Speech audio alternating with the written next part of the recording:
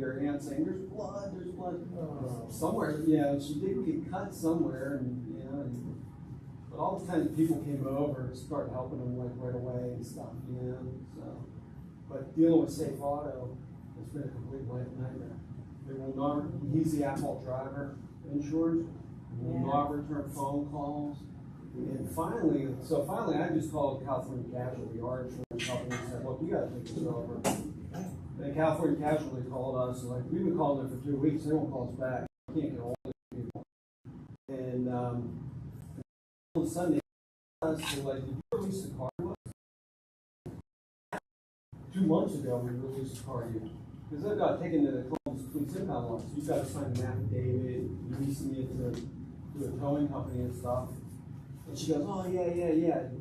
I remember that voicemail now. And I'm like, and then several more weeks went by, and then we handed over California Casualty, and all of a sudden, Safe Auto went and picked up the car. And then Safe Auto called us like 3 or 4 days later. They go, all we're giving you is a state minimum. We know this car is worth a lot more, but all we have to give you is $25,000. And we're going to deduct $11,000 in towing and storage fees. And my wife like hit the roof. She's like, no, you're not. You're the ones that left the car there. And so California Casualty called us the other day, and they wanted the keys so they could see mileage and stuff. So they give us a good appraisal. But thankfully, we got underinsured and all that stuff. And hopefully we'll be more than $25,000 for this car. Is that the one that you just bought? Yeah, Acadia. Yeah. So, that thing took a hit, But everybody's okay. You know what I like about Cook Road, and I kid you not, whenever I turn on the Cook Road, I can't seem to do it from High Street, but from Cook Road, I can start and tap my accelerator until I get to 30 miles an hour, let off, and I can coast all the way to Bishop Waters. I don't have to, it's like a roller coaster, you pick up steam and everything. You can literally not hit your gas pedal from the time you turn off from Indianola, well, at least in my car, to Bishop Waters.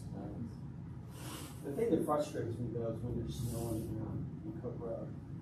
I grew up in Pittsburgh, so hills is like nothing for me. Like iced over hills mean nothing to me. But everybody gets there and like just panics. And they'll like stop and come on up the hill, and you're like, what are you doing? You gotta keep going,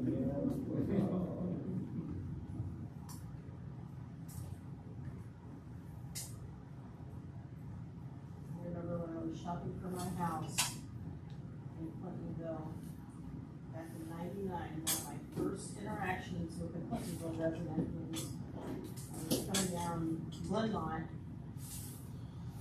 and I stopped at the I intended to stop at the traffic, but there was snow on the ground, and I did a slow roll. I just rolled right through the traffic light on the high street. The snow was coming down, and a lady pulled over her minivan, got out her nurses, like her nurses scrubs, got out and kind of helped push me and got me back on track. Still do not know who that woman is today. She was like, all right, you're good. Well, I think it's a little after 7, so if he joins us, that's great. But Well, there's a green spot meeting. Actually, Yeah. There's There's a green spot There's a meeting. big firehouse, yeah. But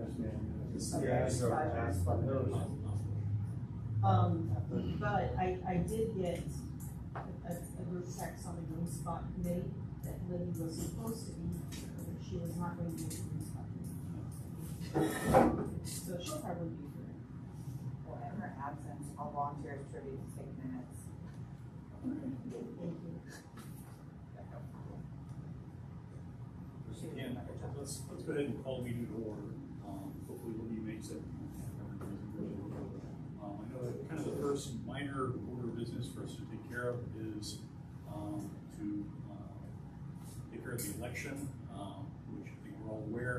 We have 3 candidates who were certified by the election committee, one in each of the 3 districts.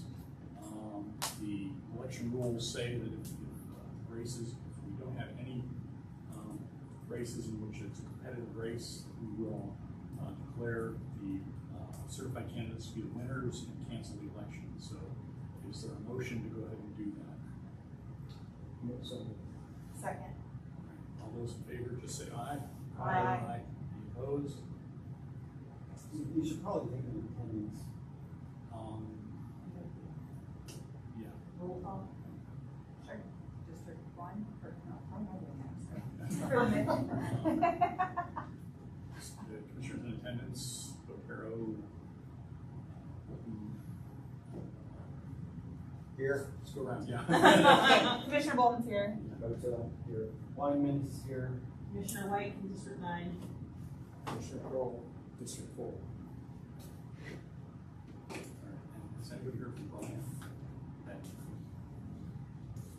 Well, I'm glad that Andrew's here. The 2 things that we have for discussion tonight are kind of an explanation of the UIRF process, and it's kind of a hazy process, and maybe we've done ourselves a disservice. When I joined the commission, the cycle of UIRF discussions was such that, literally the night I joined the commission, my first meeting, we were voting to approve a list of UIRF requests that would then go off and be screened by the city for viability, which ones the city could get behind, and since then, I think the nature of the UIRF requests is that those requests we made then have all been kind of pending, and we've had a little bit of dialogue in terms of UIRF, but we're no longer in the regular cycle of either updating that list, or checking on it, or adding to that list, partly because the city hasn't really come back and engaged us in that process, saying, oh, it's time to revisit the list, or it's time to update the list. I don't know that means that we can't do that, and maybe maybe what we need to do is discuss how we can stay in better touch with the URF list of pending items, and how we can maybe be proactive in just adding things to the list. And Andrew, maybe you can tell us, you've been chair of the planning and development committee long enough that you've been through all this cycle, and I think you understand better than anybody how URF works. Maybe if I mischaracterize anything, correct me. If we can. So the last round of funding, I think, was 2015. So there was rumors that there was going to be a 2019 round, and that never really materialized. So I don't know from the city side if they're going to do another round of funding. So with the decision you all made to do the sidewalks on Indianola last week, I guess, I think that is almost all the current spend available inside of that 2015 allocation. So I think those are, with that's what's left, and it's spent or allocated to projects. And the UIRF funds come from the federal government.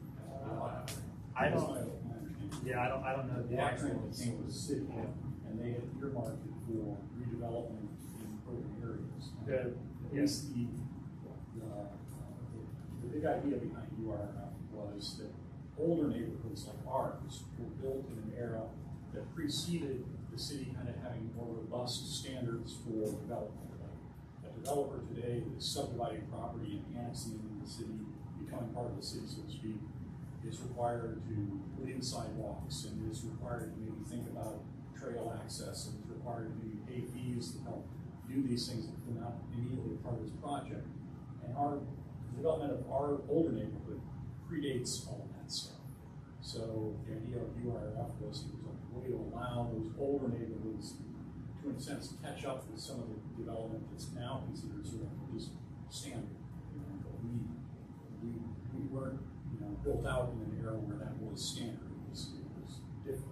I recall when the funds were just given to the more neglected so-called neighborhoods.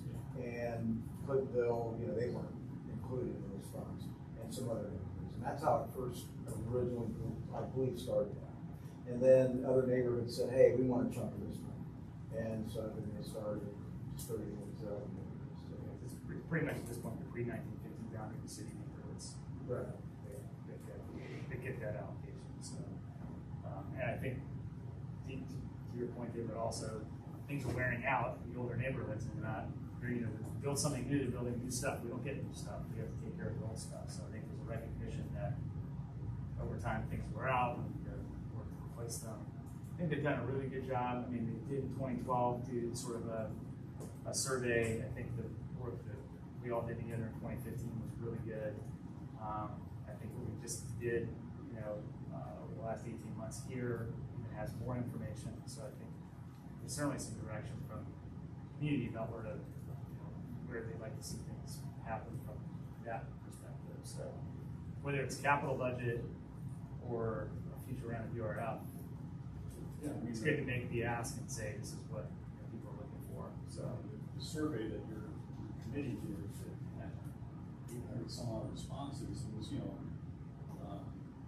questions were asked a number of different ways to sort of help narrow the results and the conclusions that you drew in terms of interest in sidewalks, and you guys kind of categorized and sort of helped weigh those results for us a little bit. 800 respondents is pretty exceptional. I mean, there's larger planning projects that the city does that are citywide, but they don't get that kind of feedback from. So the fact that we were able to connect to that many residents and have that sort of feedback, I think is Andrew's credit and his committee's credit. He did a good job of getting viable feedback. And how we use that to inform what we do is the next question. the other feedback that I was getting when there was sort of that rumor of a 2019 allocation was, we've got 1, 2, 3, 4, 5, 6, 7 projects that were on that list from 2015, and $1.5 million thereabouts that was allocated in that round. They've sort of said it'd be better if we had 1, 2, or 3 projects, not 7 projects, because I think that sort of slows things down. You have a project that that are sort of vastly different than one. You then have to design and do different things. So I think you're looking for that sort of economy of scale. And the reason why the sidewalks that were originally on the list, the ones that got done this summer, why it took so long is they were waiting for enough sidewalk projects from other communities so they could get one contract and hire one contractor to come in and do a bunch of those. Yeah, do a bunch together. It's way more efficient. So, and then the other part is you see how quickly $1.5 million disappears. $500,000 gets you, 4.5, 5 blocks of sidewalks. So it goes really quickly. So I think, when it comes to something like sidewalks, clearly the city needs to be allocating more money annually for that, because it's going to take us a long time if we're going to do $500,000 at a time on the sidewalk front. So it seems to me like one of the No, just one of the things in this discussion, something that I still trip over is and I've tried to self-educate myself. You on your matrix, as part of the Clintonville neighborhood plan, you have columns that have checks for the corresponding item. This would qualify for UIRF funding. This would qualify for a capital improvements budget project. So I want to make sure that we're differentiating between capital improvements budget and UIRF funded projects. I want to make sure that we do that. And then what's a good candidate size to scale monetarily for UIRF and capital improvements? And then I believe the city has implicit input as to what gets approved for capital improvements budget, and then the UIRF fund is our input. And I just want to make sure to differentiate between all of that. You're talking about the mobility plan. No, the neighborhood. So, and I think the URF money is going to be a lot less, right?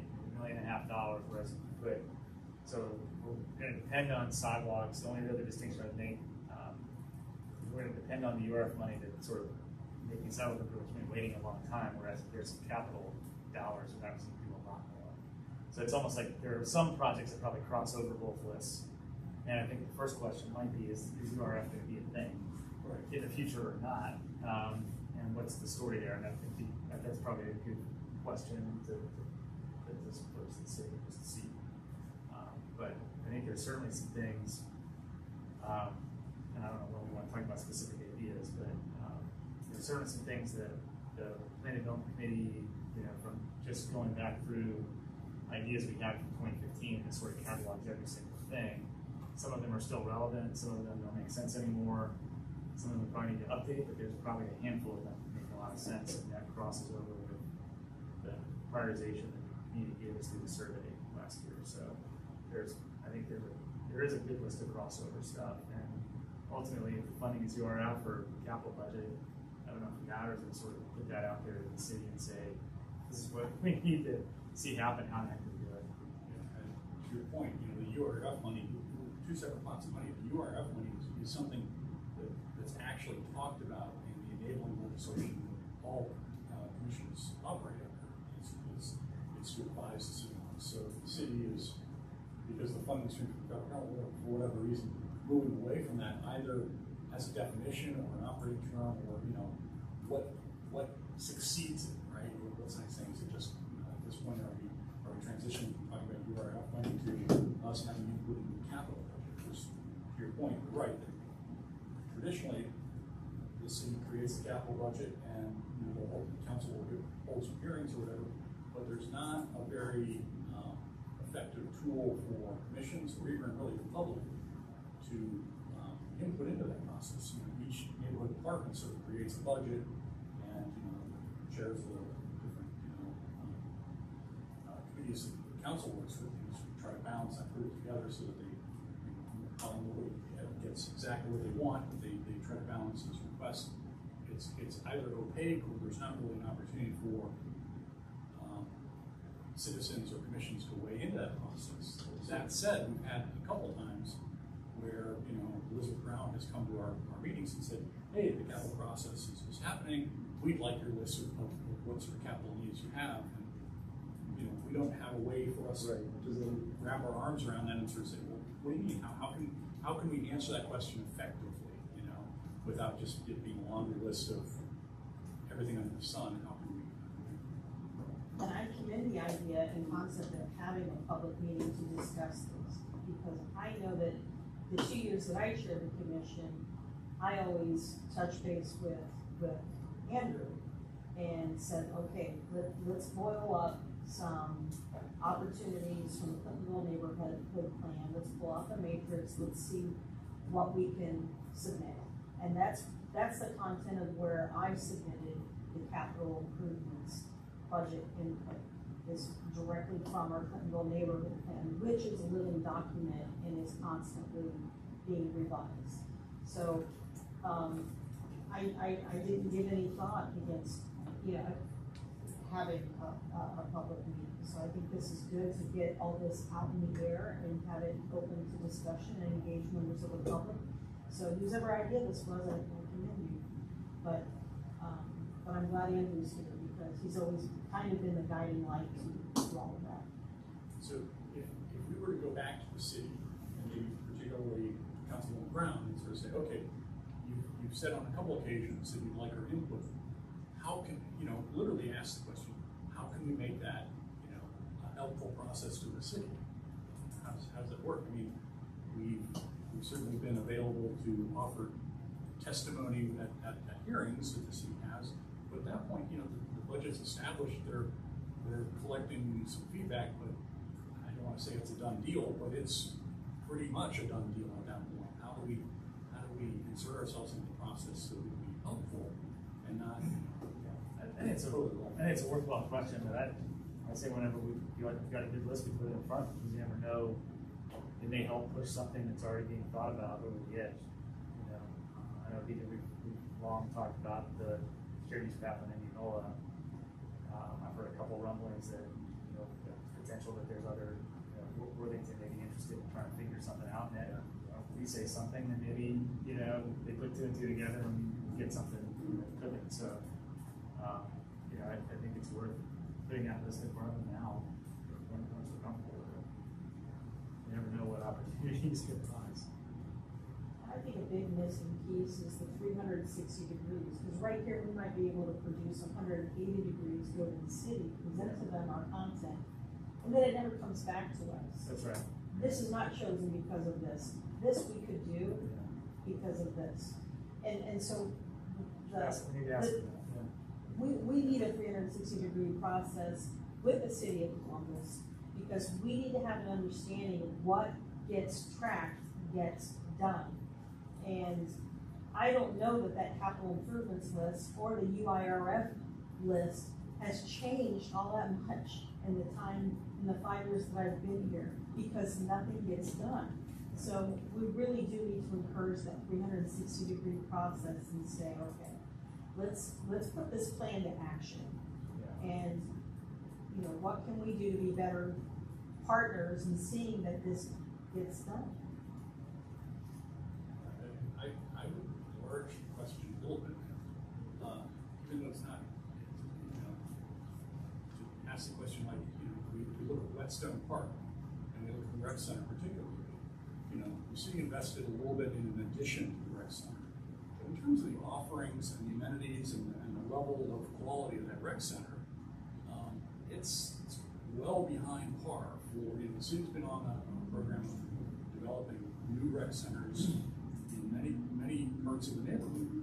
Where are we in not just a tweak or an improvement or a remodeling, but where are we in terms of a replacement? You know, a new rec center that, you know, what we have now is 60 odd years old with a, you know, maybe a 10-year-old addition to it. You know, when do we catch up? You know, we have a library which is probably half the size of the other regional libraries. You know, it's the most heavily used regional branch, but it's half the size. And we have other neighborhoods that in the time that we've had our library have built a new branch, torn it down, replaced it with a new branch in the time that we've been dealing with ours. And where are we in terms of the library district, in terms of catching up with other neighborhoods in terms of the size and amenity for a regional branch? I mean, to me, those are capital questions, and, you know, checking in on what the big idea is for Whetstone Park. I mean, I think to some degree, Whetstone Park is kind of a legacy. It's an old rose garden that, you know, maybe is a little behind the times in terms of it serving the community. If we were, in other words, if we were to sit down and design a park today, would a rose garden be what we pick, or would we want something that has more like a community garden like Franklin Park has, with the community garden focus that they have? You know, would it be something more like that? Would we have something different than the shelter house that they kind of is sort of seldom open to the public? You know, we're not building new shelter houses like that because it's kind of a, you know, where would we be? I know that there has been a massive need for recreation parks in terms of the whole district. Can we check in to sort of see where are we on the timescale? If it's I would be satisfied even if we just got an answer to know, you know, they're thinking that they've replaced this building in 15 years. You know, at least if we had an idea of where we are on that list rather than It would give us a sense as to whether or not we're keeping pace. You go to the 43204, you know, Westgate Park has an enclosed pavilion. It's absolutely beautiful. I've been to weddings that were held at Westgate Park, and that is an enclosed pavilion. It's absolutely gorgeous. And you know, and then I look at 43214. I'm like, what do we have that is a good community meeting place? And it's just, you know. And if we don't start stepping up our game and holding our partners at the city accountable and saying, you know, this is our ask, this is our request, what can we do to make sure to bring these aspirations to fruition? And I don't think it's a sense of entitlement. I think it's, hey, we just are asking to keep pace with the other zip codes in the city. Because I think we're being lapped. I think that we're losing. Legacy is a good term to describe Whetstone Park. It's a legacy park. But, you know, I think about Sharon Meadows Park. We wouldn't even have that had Columbus City Schools not closed Sharon Elementary brokered a deal to sell that land to, Recon Parks for $1. But the only thing they gave us was a playground and a ball diamond. It was actually the neighborhood, the community who created the wetland. It was the Boy Scout troop who created the woodland. And then we did ask for the multi-use path that circles around it. But, I do, I think we have to fight to get our fair share. I think that we've been lapped.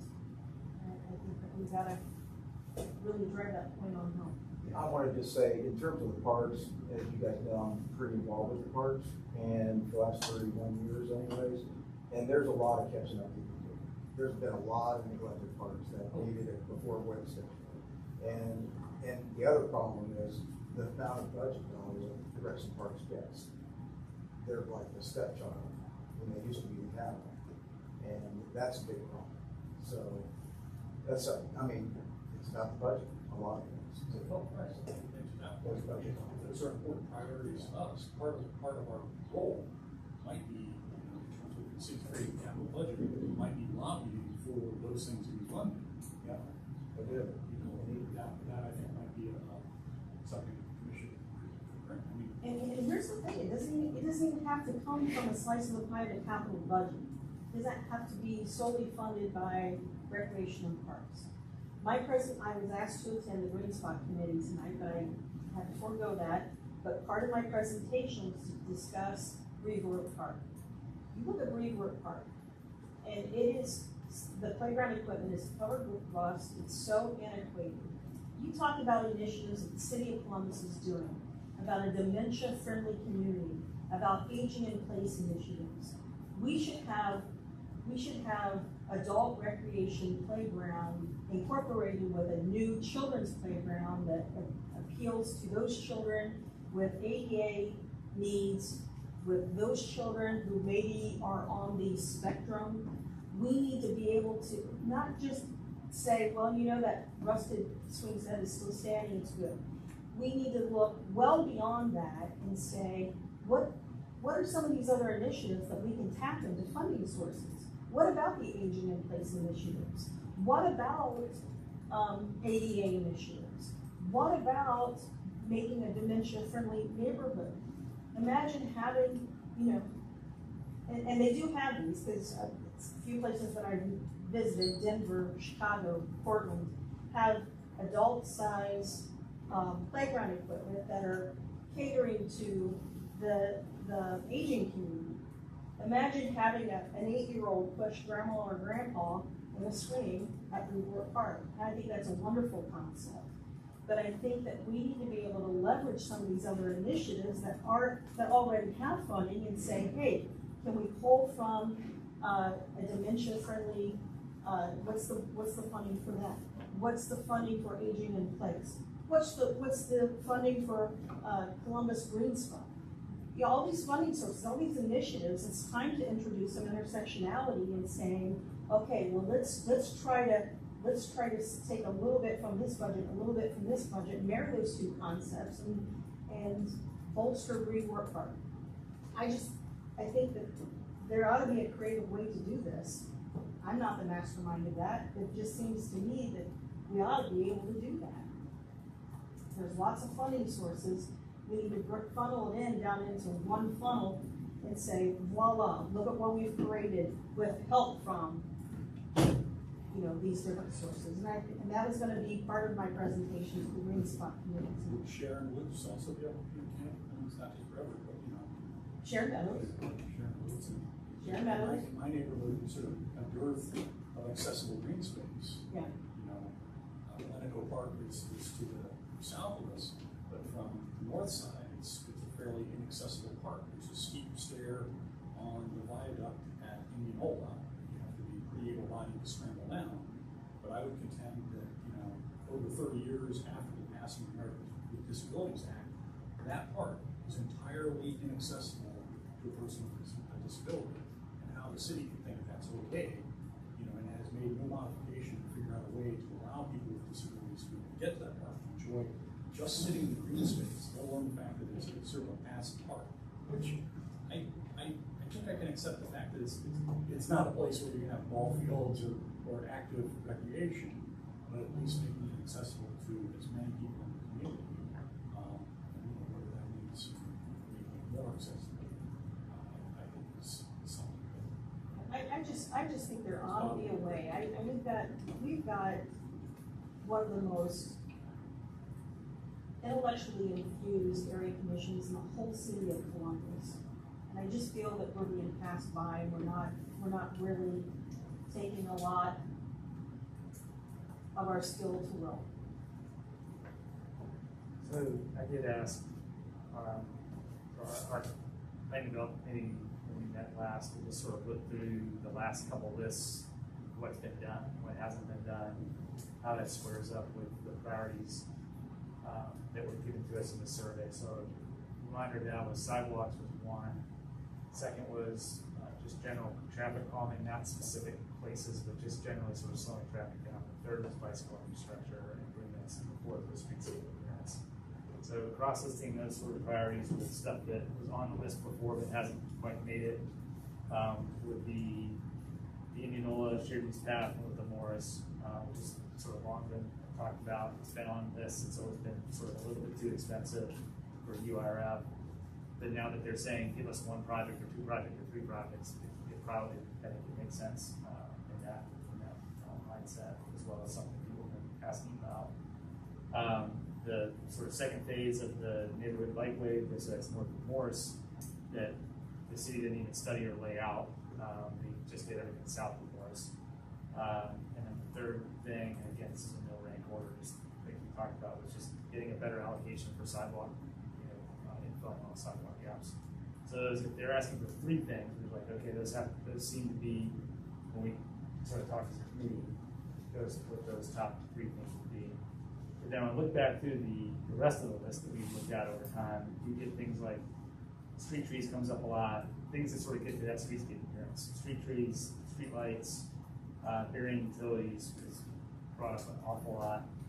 And I think listing those things out by themselves isn't going to do us much good. I think we need to be, to your point, Commissioner White, a little bolder. So I think one of the things we looked at in the survey was the commercial corridors and the streetscape along those people were really complaining about. And I would put High Street, and that's now been 20 years. And if you look at even what they did in the University District on High Street versus what they did here on High Street in Clintonville, not that many years later, way better. They have pedestrian scale streetlights. They got the utilities buried. It's a much better streetscape than what we got in 2002 or 2003. And a lot of our street trees never got wider than that. And a lot of them got knocked over and never replaced. So maybe we say High Street streetscape. Maybe we talk about Indianola north of Picca Street that hasn't seen a lot of. We're about to do Indianola south of North Broadway. And then Morris Road always comes up. Just through the neighborhood, how fast people go down Morris Road. And you look at the, what that speed and what that experience is like. So maybe we push for certain streets to get looked at as whole corridors, as opposed to saying we want to bury utilities, bury street trees, have street trees and have street lights. And just say we can own the streetscape. Not messing around. So those would be the other three things, and we sort of go back to the fourth. I think we tick all the boxes with streetscape appearance is one thing we're talking about. So those would be sort of four things that match up with the community priorities for the survey. I would also circle back to the quiet zone, which we made a request a number of years ago to the city, and I think the city has always used the fact that it's a multi-step process as a way to sort of say, well, it's not us, it's the Federal Railway Administration. What are you going to do about it? And I think there's some people that think that what we're talking about is like some sort of sound wall, like a highway or whatever. It's not. It's simply, to study and look at the intersections where Weber and Old Cook Road and Lincoln, require trains to blow their horns as they approach the intersection. Versus if you study the intersection and you have safety devices built into the intersection that allow the train engineers to know that they're not required to blow the horn. engineer always has the opportunity to blow the horn. If somebody's on the tracks, engineer can always blow the horn. It's a quiet zone, it's not a no horn zone. But in my neighborhood, I think if you look around Columbus, it's one of the few neighborhoods where you have houses that are literally tens of feet away from the railroad right of way.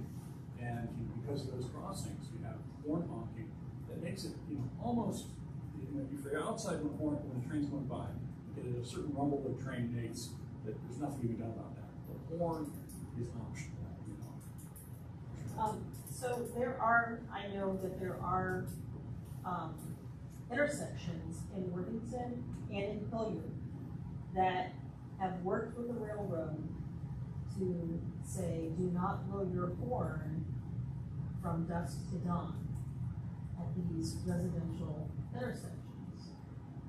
I think that since everybody upgraded their railroad crossings to meet NHTSA guidelines, I think that it's really worth a visit and maybe set that as a goal sooner than later. But that to me should not probably come out of a localized budget. That to me should probably, that is a federally regulated transportation. The road crossings are city property. Well, I don't think they are, because when they reconstructed the crossing at Lincoln, it was the railroad that did it. Yeah. So the railway and the crossing itself is the federal government, but the city's, I don't remember seeing city trucks No, doing that. I think the railway does the maintenance in their right of way, but it's their right of way with the city crossing it. And so I think the dollars get paid for by the city. The railroad does the work on their property. I would They're not argue gonna let with you, anybody because else I do think that you're a little bit more researched on this than I am. And for instance, the city, the commission asked about this before I joined the commission. There was an effort to have a quiet zone established. And at that time, there was kind of a roadblock because there was a piece of infrastructure which the railroads didn't have, called a constant warning device. And since then, both railroads that have it, CSX and Whetstone, have installed that device at all three crossings. So that's no longer a roadblock. There's no longer sort of a piece of technology that's missing. So, other cities like, I was in Springfield not long ago. Springfield has pretty extensive number of railroad lines that go through the downtown. And as part of their downtown redevelopment, they wanted to locate a regional medical center there. And the medical center was only going to locate downtown if they could get rid of the train routes. And so the city took this on. And it's a very successful quiet zone, even though it's a lot more complex than what we have, because it sort of winds its way, snakes its way through the downtown. So the train engineers don't have a clean line of sight. So they have all sorts of special supplemental signals to tell, the locomotive engineer if there's traffic coming and that kind of stuff. But it's a very successful system. When I was there, I happened to see trains go through, and the trains and the cars play nice together. There's not a lot of obvious infrastructure that makes this happen. It's discreet, and it works really well. And it resulted in this huge regional medical center in downtown. Really a lot of life. I think if they're looking to develop, to me, I look at Indianola Avenue. I think Indianola Avenue is a street that will change considerably over the next 50 years, because I think it's somewhat underdeveloped in its prime for redevelopment. But I think one of the things that's really holding it back is the train noise. That was a consideration when they built the avenue. And I think the avenue figured out a way to say, well, we think the market is strong enough that people will overlook them. And I had no trouble filling those apartments, but I think the train noise continues to be hampered to the neighborhood street along Indianola. So I agree, and I think right now that should be a topic that should be visited, because C2P2 is inevitable. It will be here in 2050. And as we improve density, and that sometimes means increasing density, and as we continue to develop and create housing units, I think that they're gonna continue to redevelop some of these old stretches of road that were, industrial in nature because of the railroad into residences. I think, you look at what's happening north of Morse Road, east of the railroad tracks. You look at what's happening with the Decker, you look at what's happening with the App. I think that that's very valuable land, and it would have a greater value and a greater benefit to those residing in those housing units if we achieve a quiet zone. So, I've actually had to sit through, hearings about this. Yeah, Really? At the State House? because, at the State House. So ODOT actually has a lot to do with some of those. And that is a, 23. So I think it wouldn't hurt to reach out to ODOT. They actually have an office, about that. Oversees the trainings and things like that. They do, have that. So that could be an option, just go to ODOT. You can just go to ODOT and, know those people, and pursue it that way. And then also, if it falls under federal government, we've got a congresswoman, that redrawn the lines, we have a congresswoman, and, who could probably help us on that too, being an intermediary, we could speak to the liaison in her office about that as well. So I think that's two, we just need a point person to do that, and if you want me to do that, I could do that. I would just tell them I'm putting on a different hat, and this is what we want to do, and see if we can get anywhere with that. So I mean, that might be an issue that, that could be something that is a capital item, that maybe the transportation department would carry that cost. And certainly planning money, I think, is oftentimes part of the capital expense planning money, and I think so that makes sense to me to include that. I would also question whether or not we looking at the whole city's budget, the whole capital budget, whether the Department of Utilities that operates two different facilities over on Indian Hall. There's Division of Power and there's Division of Water. They both have warehouse kind of buildings just south of Wheelings. And I would wonder whether the city would be better positioned if they were to divest themselves of those two pieces of property and offer those competitively to developers for redevelopment.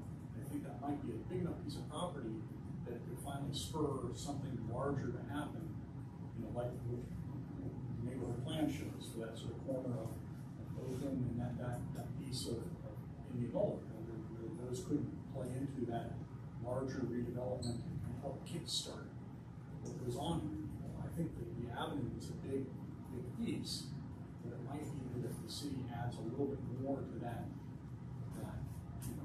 redevelopment, it might begin to turn the wheel and make things happen in the city. If it's a process that the city can make, so it's making sure that the city's goals of affordability are being met, meeting the goals of half the density or whatever, those might be things that it's about the city to consider. I look at that and I wonder why that piece of property, which could probably work better in terms of increasing the tax base by bringing employment to that center versus immediately across the highway is sort of this underutilized former Bank One Sheffield Center, which has gone through. Once the city moved downtown, they've now leased part of that space to the Board of Elections, but it's basically an underutilized building. It's almost the same connectivity.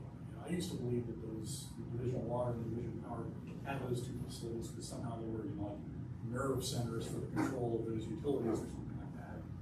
Having had a couple of meetings in both of those buildings, they're just old warehouses that the city bought and they use, and there's some meeting space and there's storage and laydown facility, but there's nothing unique about those buildings that they couldn't move that operation elsewhere if they could look at it as if that were part of the development, could they help leverage a bigger piece and help kickstart sooner rather than later redevelopment, reinvestment along in the whole.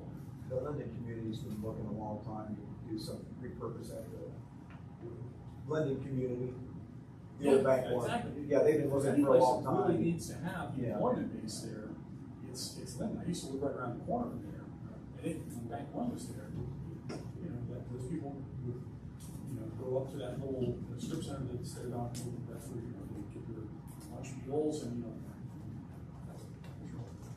I'd like to, just ask for your experience, and anybody here who's within earshot of my voice, public attendees included, but especially, Andrew. I think that one of the things that I see us being lapped in is, and I think that we are, generally speaking, there are walkable parts of the Clintonville community, and I don't know if this should be part of the mobility plan or part of the neighborhood plan, but when you look at other areas that are revitalizing their area of downtown, the old villages, the riverside areas, you look, and I'll just cite Dublin, and I'll cite Westerville, and I'll cite Worthington, and I'll cite Gahanna, and many parts of Hilliard. What we don't have that other communities have that makes them more walkable is public parking. I know it sounds a little bit monopoly-ish, it's a board game, public parking, but our parking code is antiquated. The parking zoning code for businesses is antiquated. Clintonville was created back when maybe 1 out of every 4 households had a car. But now that's no longer the case. And I think that we probably need to partner with somebody. I mean, it's in our mission statement. We work with developers to create a blah, blah, blah, blah, blah. So I'd like to see if maybe we can work with a developer in conjunction with the city's permission to see if we can create a public parking option. I think that there's a lot of vacant lots. I think there's a lot of deadbeat landlords who have just let buildings just kind of sit there. And I think these are opportunities to maybe discuss how do we work with the city and how do we work with the developer to create opportunities to take some of these vacant lots and old buildings that are just making our streetscape other, and the deadbeat landlord is someplace in another state. How do we get these redevelopment opportunities to create public parking? I don't know if we have a parking problem per se. It'd be hard to argue that we do, but I think, and I read through the minutes from last week's meeting, I think stuff we were talking about before the pandemic was shared parking. I wouldn't advocate for tearing down the buildings for parking lots, but there's a lot of parking that goes underutilized that if there was a mechanism to get people Correct. to, I agree. whether that's this parking lot or I agree. they can cross the street and sign up on the weekends, I agree. that kind of thing, to, open those up so that they were, now, then you have to manage, you might have to police it, you might have, you know what I mean, so you'd have to figure that kind of stuff out. I don't think, And public parking Building would a- not be a solution to a parking Yeah. problem, because I understand, I chair the parking task force, Yeah. and I understand that parking problem is a perception. it's a perception. You know that, I know that, we all know that, it's an echo chamber in here. Yeah. But what I'm comparing to is other communities that are more walkable. What do they all have in common? They all have public parking. Even Worthington has shared parking agreements that the city council has facilitated between businesses and churches and so on. They still have public parking. And I'm not saying that public parking remedies a problem. What I'm suggesting is that you keep pace with other communities who have achieved walkability. We should also try to incorporate a way to redevelop a blighted building or a vacant lot into a public parking option. I'm just saying that would help create a little bit of diversity and maybe get businesses and churches to think about shared parking agreements if they knew, well, you know, that's kind of a nice way to earn passive income, is to engage in a parking lease. So, but I think that public parking needs to be an option, and it's a necessity and being utilized in all other communities. Yeah, I Like think, all communities are the city of Columbus. Yeah, one city of Columbus, already very, that was not city of Columbus. Correct.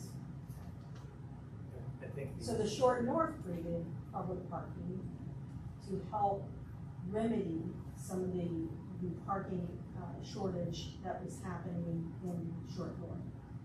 So I think the city of Columbus is rehearsed at helping to develop and create those public parking opportunities. I think the other piece of this is the more walkable things are in general, people are willing to walk longer distances if it's a pleasant walk. So most people will walk 10 minutes, which is a half mile.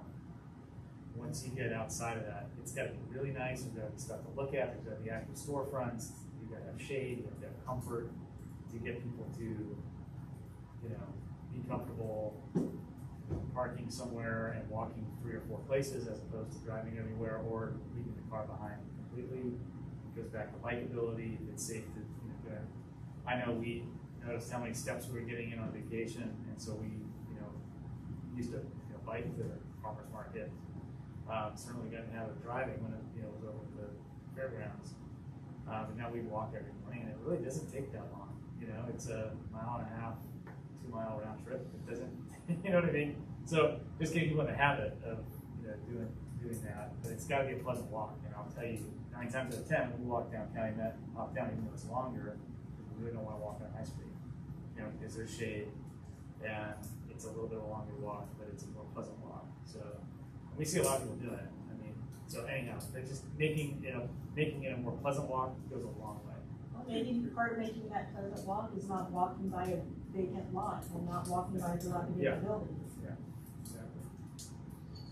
Just to underscore the importance of that, having talked within the last month to some of the businesses in kind of that sober quarter, the Brass Inn, Rewash, Refillery, that whole kind of strip of up and coming businesses. One of their biggest concerns is that walkability and the fact that there's not a clear strip of nice places to walk along. They all staffed up in anticipation of the farmers market coming back to the neighborhood, and some of them have had to let folks go, or that because they thought they would have more foot traffic coming out from the farmers market, and folks just do not cross North Broadway coming south from market Saturdays. So just to kind of give a little bit of that business perspective on the importance of having that walkability. Yeah, part of that is not only is that a busy street, but there's kind of a big missing tooth there. Exactly. You're kind of walking there and someone doesn't feel so good to walk. Well, yeah. Yeah.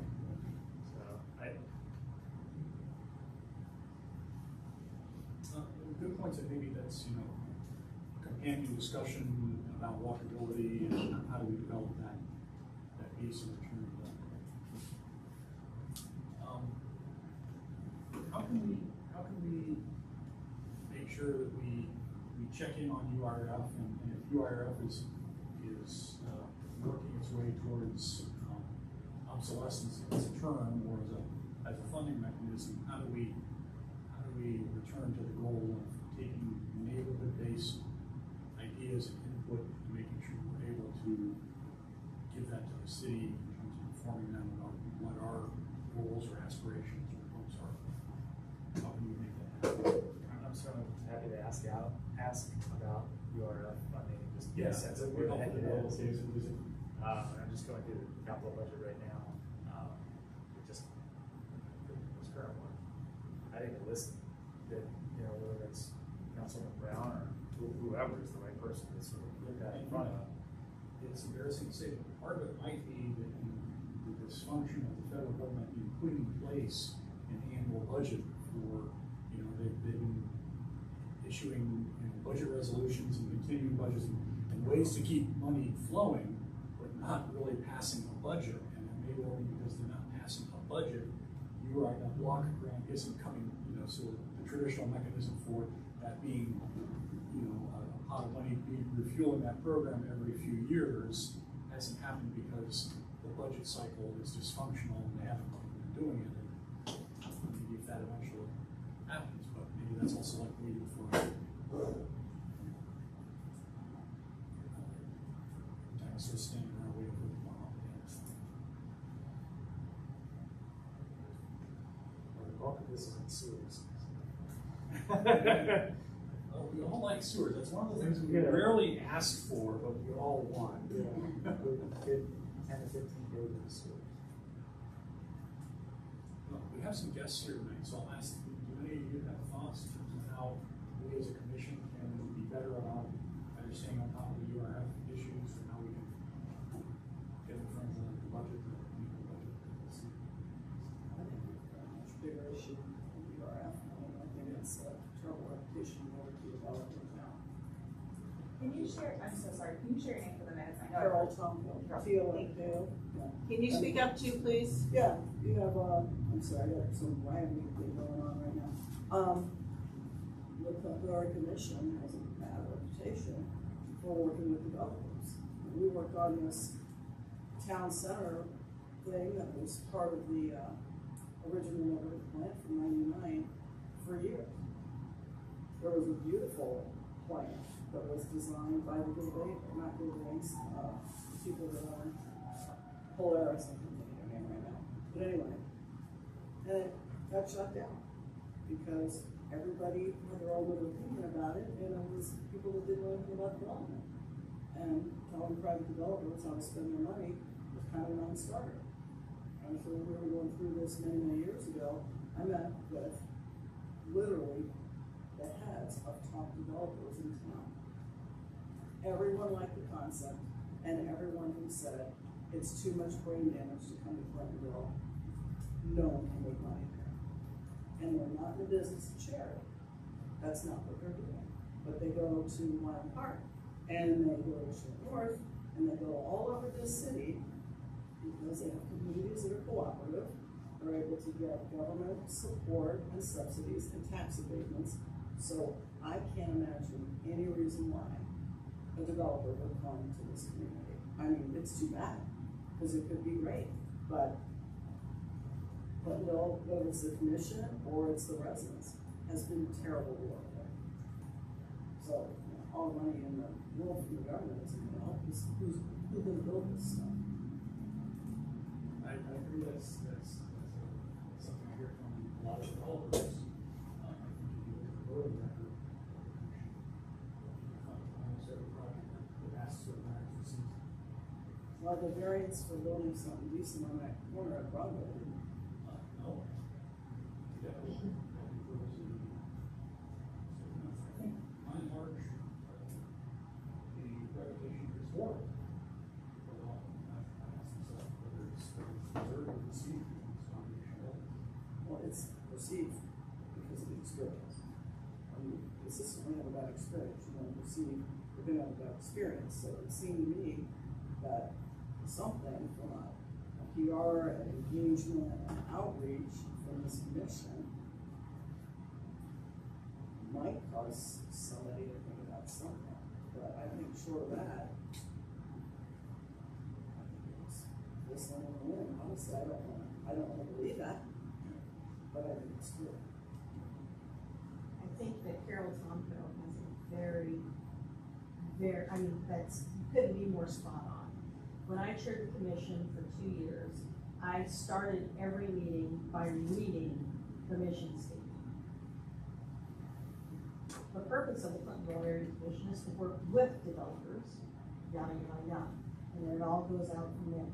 Because, and one of my things that I had to work very hard on at District 9 was to be a goodwill ambassador, to be able to say, I am neither pro-development or anti-development. And if I was as bold to say that I was either, I have no business being on the commission, because that would be an inherent conflict of interest. Our sole purpose is to work with developers. It's not to go out here and denounce development, and it's not to It's not to stay, and I've worked very hard in District 9, and I think my work for the last 5 years has certainly paid off. They are now embracing development like the Aldi, and are still in communication with Bill Hadler every single time the Hadler lot gets a proposed tenant or a build-to-suit developer. I think that it can be done. I've proven it can be done. You just have to be a goodwill ambassador and learn how to build bridges and do not take a hard stance against any development. I had the good opportunity to sit and meet with Ron Pizzuti, owner of the Pizzuti Companies. And I told him, I said, look, I was engaging with him as a real estate professional. But I said, I also volunteer and serve on the Clintonville Area Commission.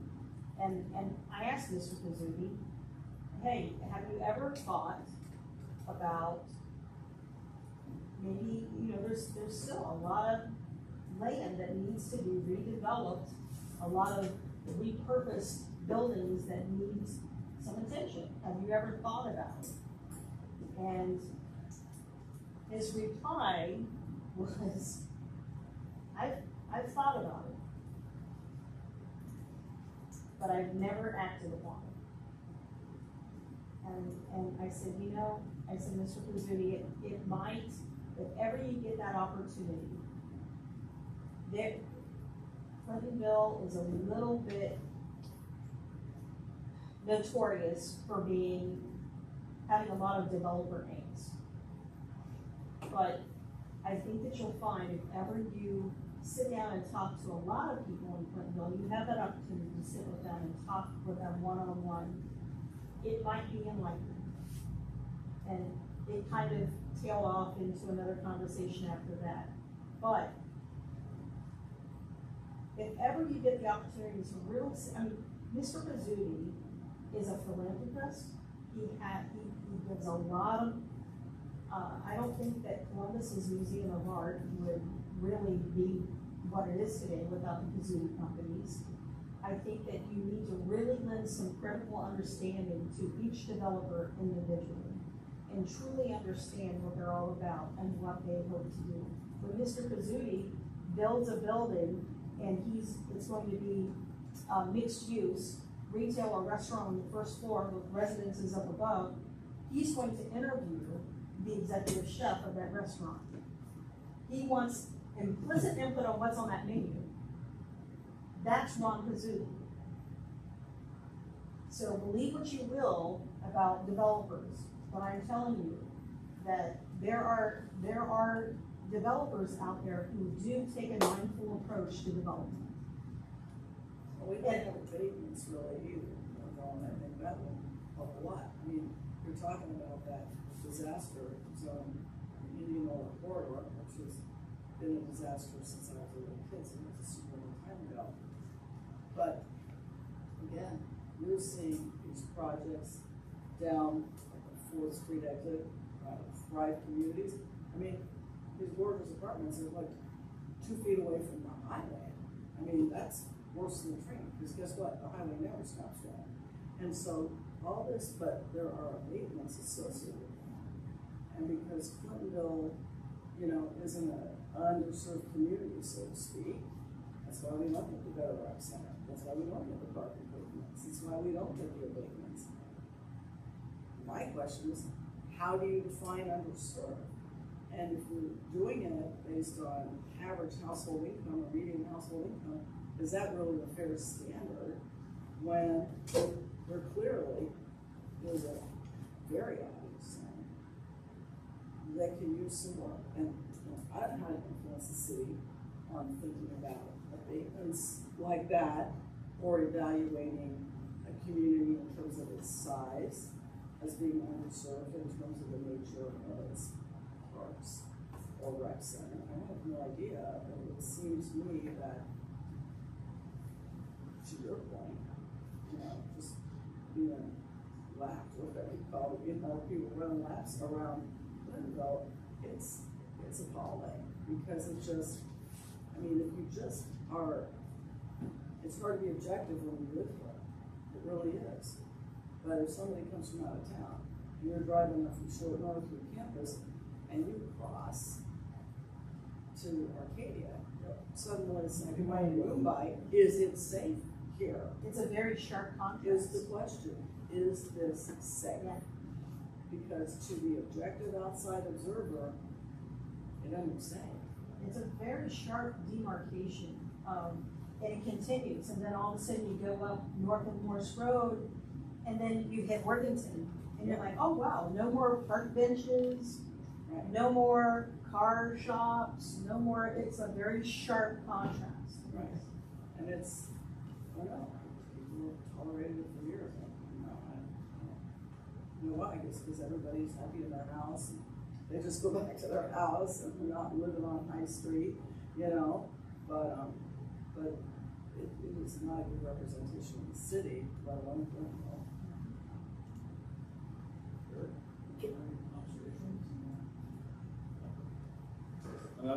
I disagree with a little bit with Carol about businesses, and I don't think, I haven't asked for any money from the city to do what I did.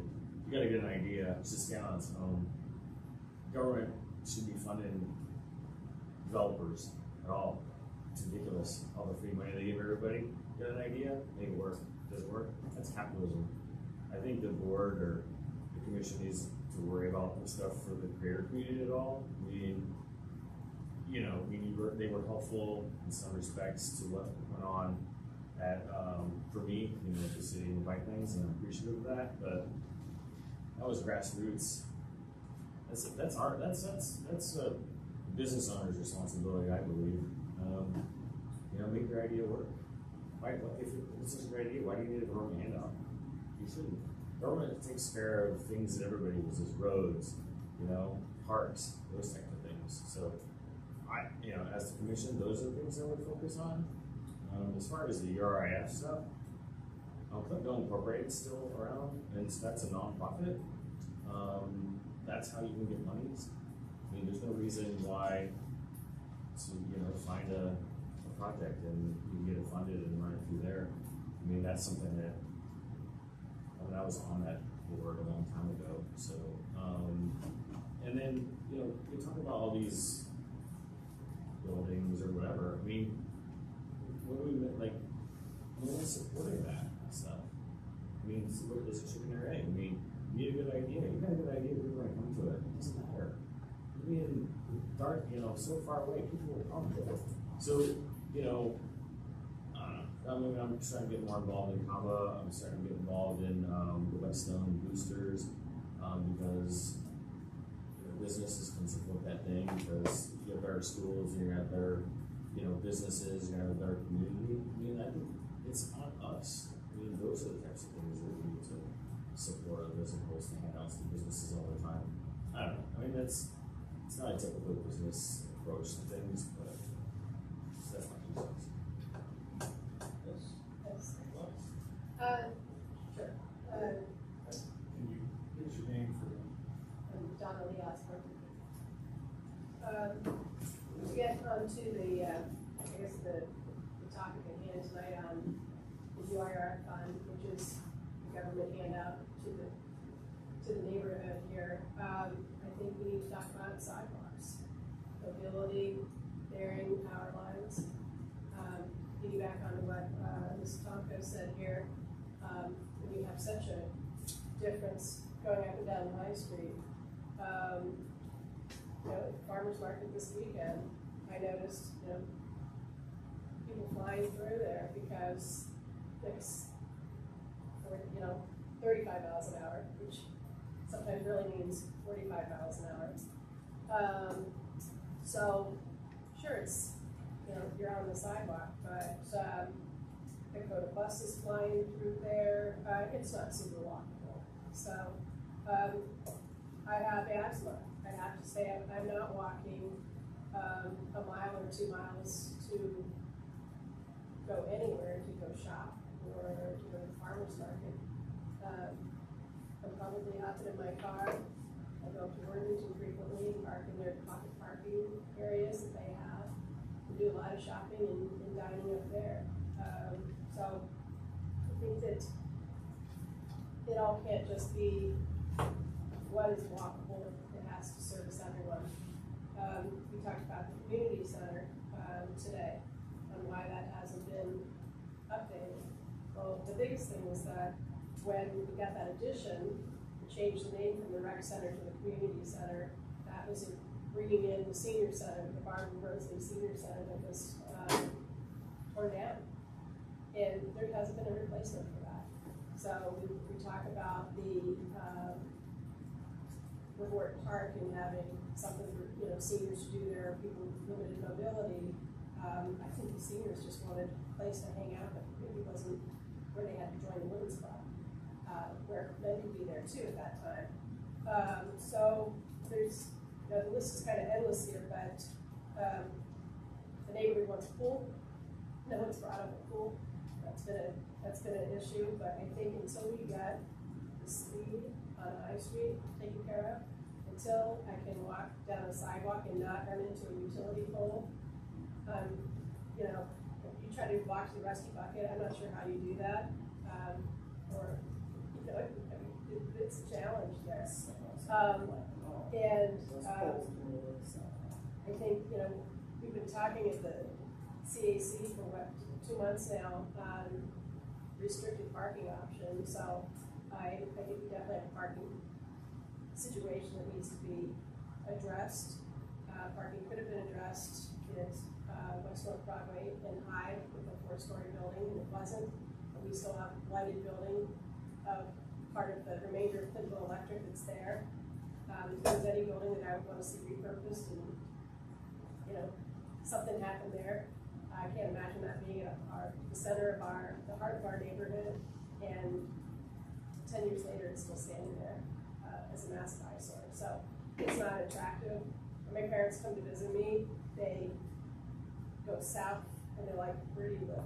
This is not, they're shocked at from where I live to walking down the street, what a night and day change it is a walk away.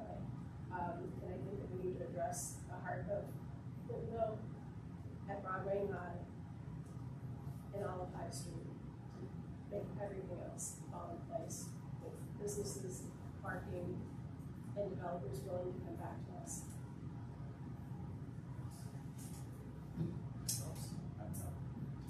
Yeah, I want to introduce myself. Yeah, This is my first Tuesday evening meeting with CAC. So regarding Mark Moritz, trying to fill the big shoes from Joe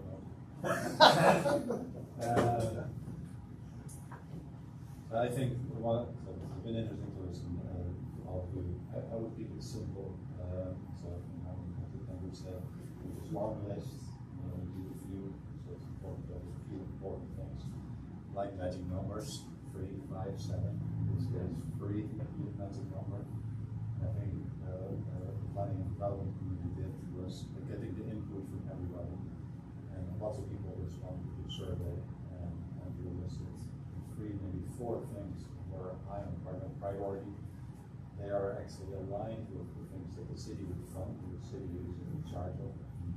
So I would focus on those things that the city will spend money on, maybe not our community is dedicated to, or their budget is in their mandate to do, focus on those things. If I can remember correctly, there's something walkability and speed and bicycle plan, and mid-May this. I would focus on those things. Make that a list that is consistent, so not just for the URF, but also for other projects. So whenever somebody comes and say, you have some problem money, it almost never happens. But if they do, they say, oh, well, these are our priorities. And these have been our priorities from the community. I think what I've understood from the mandate of the CAC is advisories for input from community members. So it would be excellent example. So, I'm sorry, are you finished? Yeah. Okay, I just have a couple comments regarding the walkability and speed. You cannot walk safely down Henderson Road. It's 35, but it's like 55.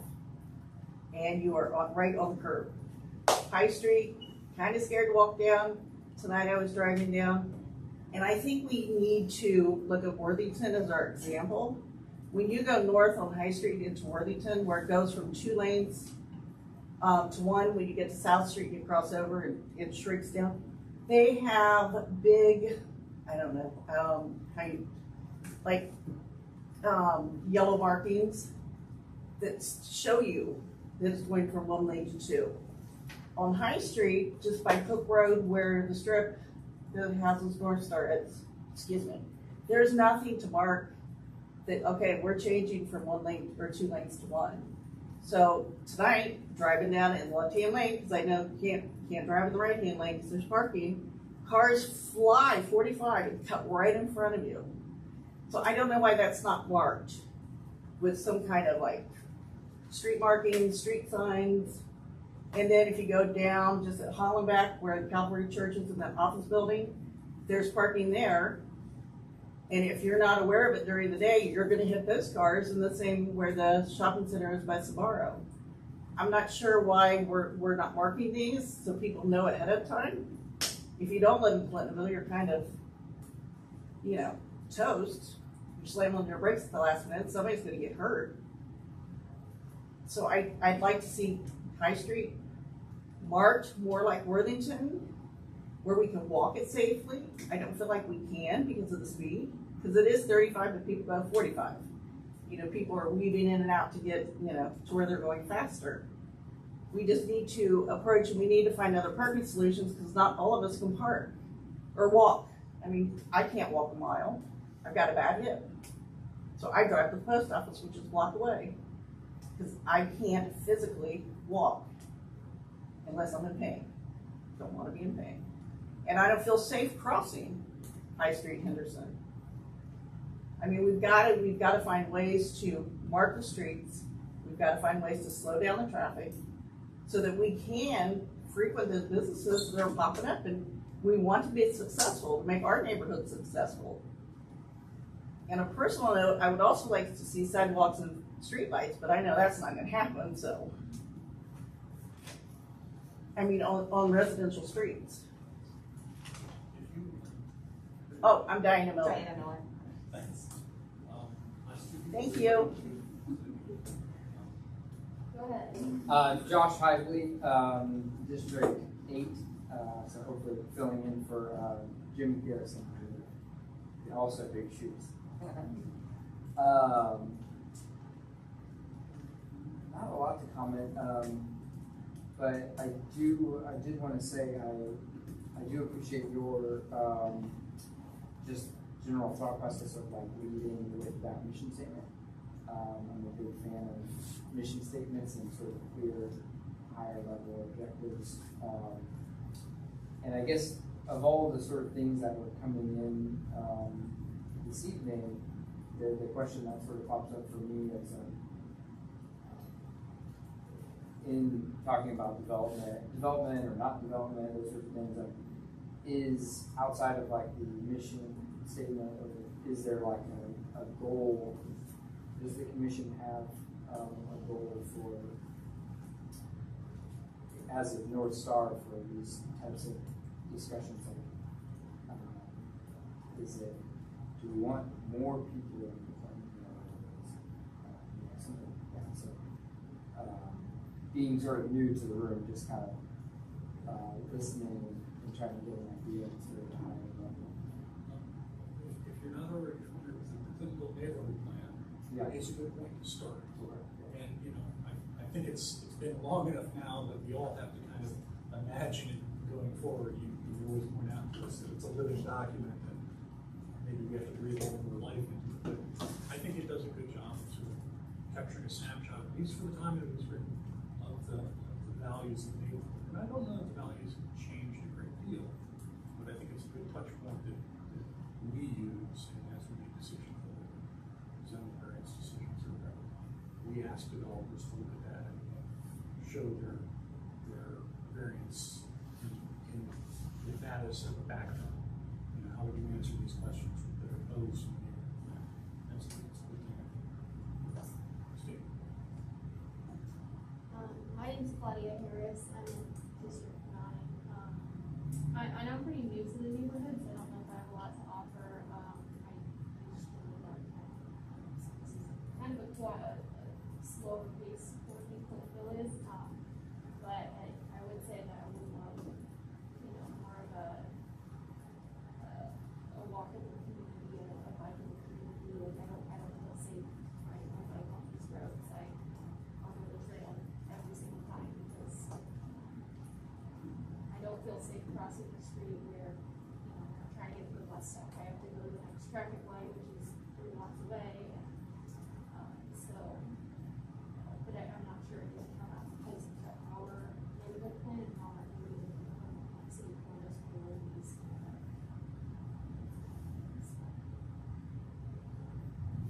Thank you for me. Yeah. Thanks. I think the mobility plan we have, which Beaver's committee helped develop, is a good resource. Yep. I think it would be good for you to look at in terms of it set the objectives for trying to tie in together so we can have a bicycle infrastructure. It again is probably just as much a living document as the neighborhood plan is. How often do you update this? Well, I mean, Yeah, I mean, that was kind of, I think we did it in 2015 just because we recognized the city wasn't going to update the neighborhood plan for a while. We knew there were lots of priorities. We know there was rounds of URF funding, so we wanted to be ready for the next round, so we had some community support projects ready to go. So I think that was the impetus behind that. That was 2015. Honestly, that process started in 2013, so the amount of time it takes to do things. So we did a survey end of 2020 to ask for what the new priorities might be for the community. So we got that list.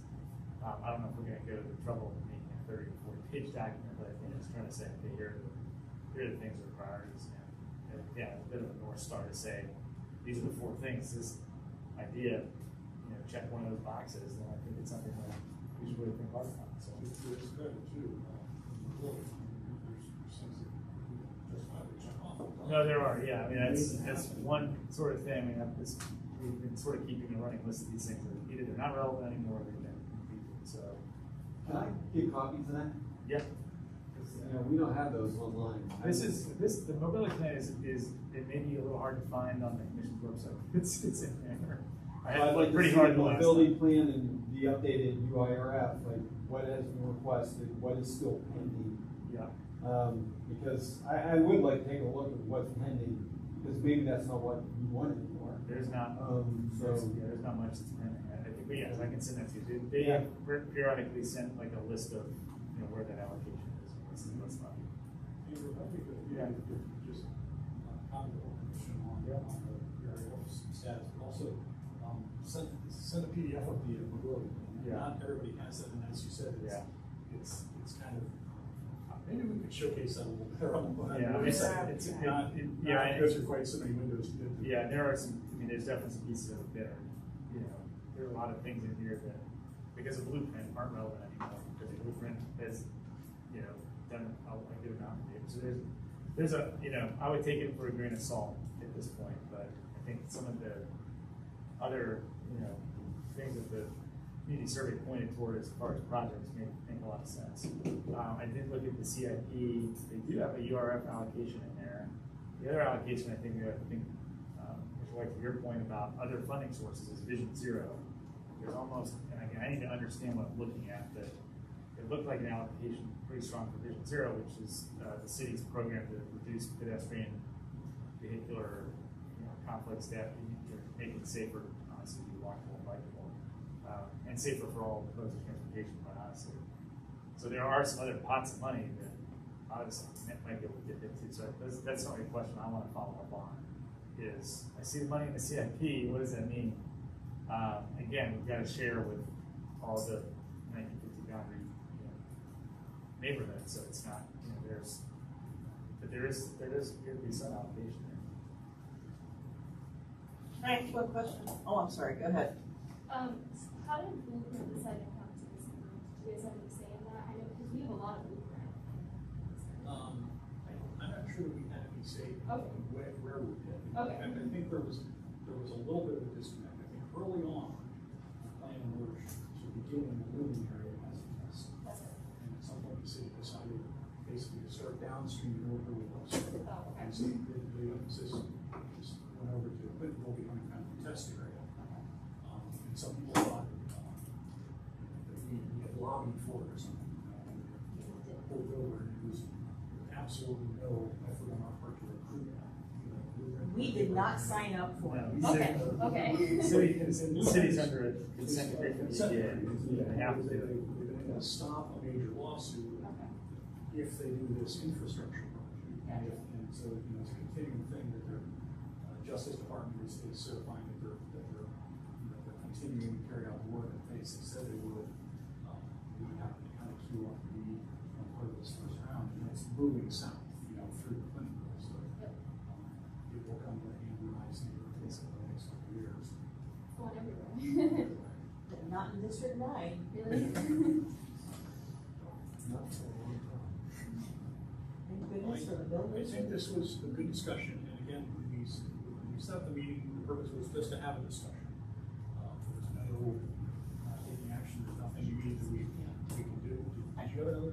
Yeah, I just have a question for safety perspective, on High Street until we decide, or I guess you guys decide if you're gonna study, the strips and marking them on the streets and reducing speed limit. Are we able to get a sign at Cook and High Street that says, right lane ends 50 feet from now, so people are aware? It's a good question. I think that parking's not allowed all of the time, so that becomes the problem. Because a regulatory sign would be something that's permanent all the time, so you put this lane's coming into this lane sign up, that would only be true certain hours of the day, so that's a good question. Like There might overnight? be- Yeah, there'd probably have to be a smaller sign, it's not gonna be a regulatory sign. And to your point about in front of Sparrow, parking on the street there, you're not allowed to park on the street there. Those are people who park and run into that Chase Bank to use the ATM. Well, there's a sign. There's certain Oh, there's parking. no parking sign. Yeah. There is a section where you can park. You can park. In front of the Chase Bank? Yes. Oh, okay, 'cause before it wasn't like that. But the problem is, I don't think so much Clintonville folks, because we know these parts are, locked off. But the folks that are driving down High Street don't Still not know safe to park. and flying. Real quick question for Andrew. Do the crosswalk flashing lights thing slow traffic? Have you ever read where that, like for instance, at High School, you're going down to the university, and then, and like Diana said, up in Worthington, I know it's there, I'm always looking right at it because it's flashing, it's yellow, and then all of a sudden, somebody hits a button and it's like, ding, you gotta stop. Yeah.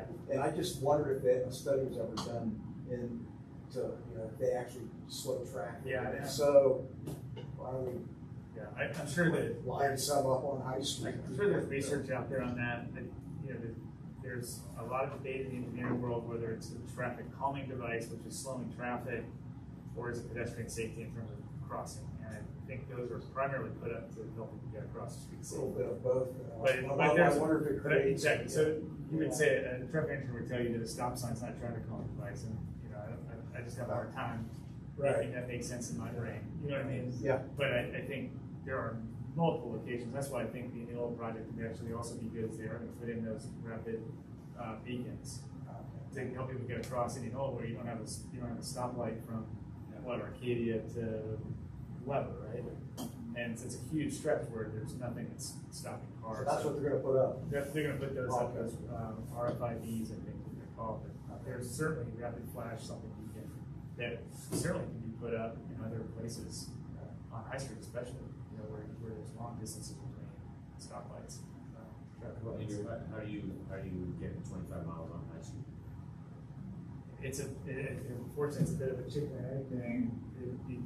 They're not gonna lower the speed limit until there's sort of a narrowing, of the road. So in Worthington, you get it because there's a bit of a narrow cross section. You get it on High Street south of Clintonville because but again, it's the traffic study, and it is that chicken and egg until we decide we're gonna do something different with design the street. They're not just gonna put up a speed limit sign and say it's 25 now, because the road speed is dictated by how people drive on the road. It's just really chicken and egg. Well, I've lobbied for more signage on Indianola north of Morse Road, which is 45 up until the neighborhood where people are backing out of their driveways, and at that point it's 35. How many other residential neighborhoods in Clintonville have 35 miles per hour? None. No, that's I have- North Providence. I have put in request after request after request. And what I get is it does not comply with the NHTSA manual. There's also The that. city traffic engineer will not make any exceptions to the NHTSA manual. And that's why we struggle. And the state is taking that over too. The city can't just change the speed limit. Yeah, that's it. So it's a pretty involved process. In terms of the chicken and egg, is it helpful if I see you involved in your section of costs for parking? At least we have to know how much it. Sure. And so that's why I think if we look at a streetscape start to finish, then we probably look at the street a little bit differently. Than it is today. Something. Commissioner Wanty, when I have the most recent spreadsheet we presented it as part of that sidewalk discussion, that I can send that around. That's right, in Alex's materials he sent. So with that allocation of the sidewalks, that's everything. That was the remainder of the current year of all the other projects are complete. All right, well, I want to thank everybody again for attending tonight. I think we had a good discussion. Did what we said we would do. There's no action to take. So if there's a motion to adjourn, I see you line. Second. All right. Bill seconds. Adjourn. Do we have to put away chairs and stuff? The room was like this when I got here. Okay. I think they did set it up for us like this, so she didn't say we had to put it back, just the lights.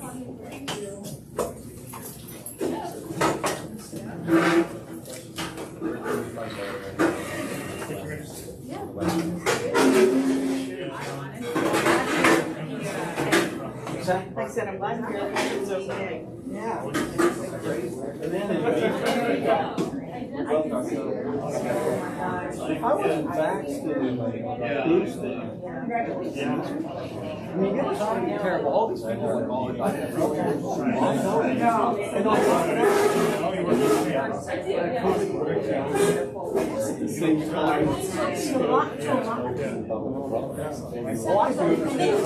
I use it.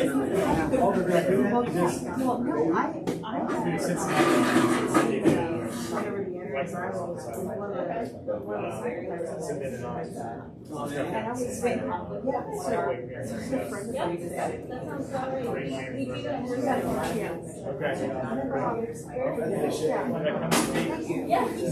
Yeah, I'll reach out. Come to one of our meetings here. I think we're having meetings.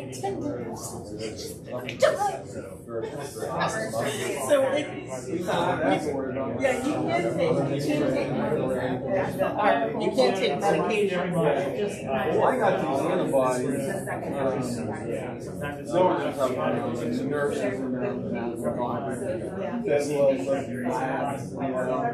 and I felt pretty good after that, but I was still fighting and stuff. Sometimes a cool idea.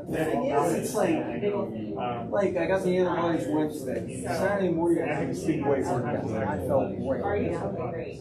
2 days later, I'm hanging up shirts in my closet, and all of a sudden I can't even breathe.